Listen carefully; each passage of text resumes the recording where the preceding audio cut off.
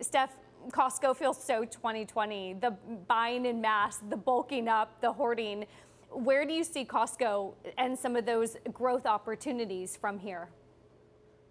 Yes, thanks for having me. We totally agree with you. I think it's not only a 2020 phenomenon, but we think this company has gained tremendous credibility with the consumer, not only as a place that it's safe to shop, but as a place that it's desirable to shop. We're seeing evidence in their new customer acquisition, the profitability expansion within their core business.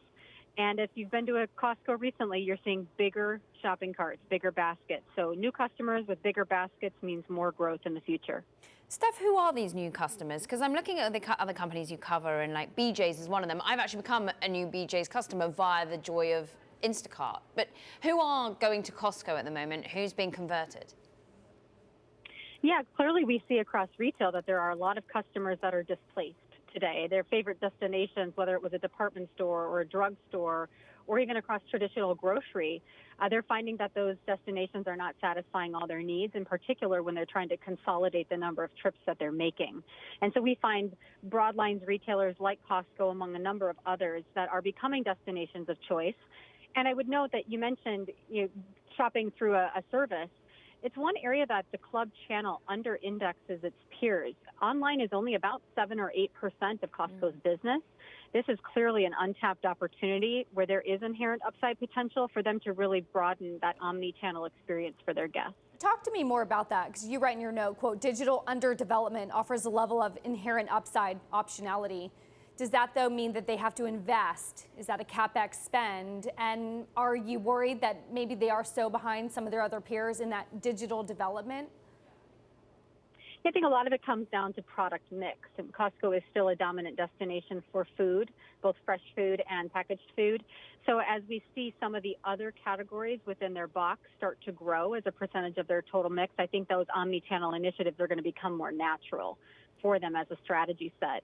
But we also recognize that Costco, it is a membership model. So a large portion of their EBIT, close to 60%, comes from that membership fee income. And that is also an intriguing stream of sustainable revenue. We actually did a survey of 1,200 consumers, about 800 of them, which were club members. And I was surprised to see that 20%, even in this economic climate, would be willing to pay more for their membership. So I think there's a level of trust and loyalty and maybe in some cases dependency that is starting to emerge around some of these single destination locations. And they're going to start calling on their company partners like a Costco to really expand into some of those omni-channel convenience initiatives. But I think a lot of it comes down to mix. So as we start to see mix pivot, those omni-channel initiatives will follow along. Steph, as we see the US reporting the most daily infections in 2 months, we think again once more about potential for lockdowns or a slowing down and desire to go out to restaurants, certainly as the weather changes as well in this part of the country. Your perspective on how that's going to benefit some of the retailers. Have people been dining out? Have they been less dependent on these food retailers, and will they go back to being? Yeah, I think this is a really great question in terms of how does the consumer react a second time? Clearly, the first time there was a bit of a shock factor. Things were shutting down. Lives changed abruptly. Some parents and families have talked about their business, their families being completely turned upside down in terms of their normal cadence of activity. And that was true in business as well. But I think for companies like Costco, they are a destination for bulk purchasing, as you mentioned. So if we go into a second wave effect, will there be another round of bulk purchasing? Maybe it won't be so much of a scarcity action as it will be just planning, families planning into that second wave. But I also think to your question on cooking at home, spending more time at home, there is an element of buying products that facilitates that and consuming content that facilitates that.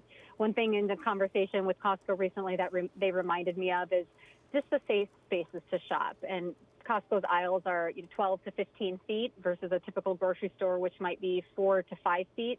And so you're not navigating the same concerns around interaction with other consumers that you might in other spaces. And so we're also conscious of that. If the consumer level of safety and security rises up again in terms of influencing their behavior, we want to be mindful that that might also benefit some of these larger box, safer spaces, wider spaces to shop.